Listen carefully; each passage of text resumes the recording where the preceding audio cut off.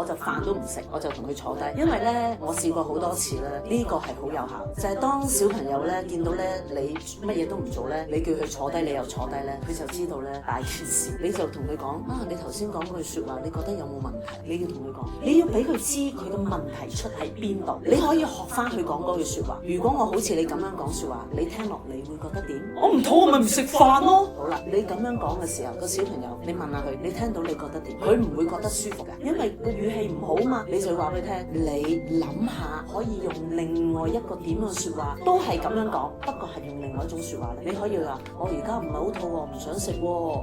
好好啊，係咪？哦，原來你而家未肚餓，唔想食。咁我哋又要諗下，咁但係而家係開飯時間嚟嘅喎。如果你唔想食嘅話，咁你幾時先食啊？定係你直頭係唔想食咧？嗱，呢個就一路去展開對話啦，去講啦。因為咧你有溝通咧，大家一路講落去咧，個小朋友先知道究竟個家長希望呢個小朋友喺邊一方面去改變或者改善。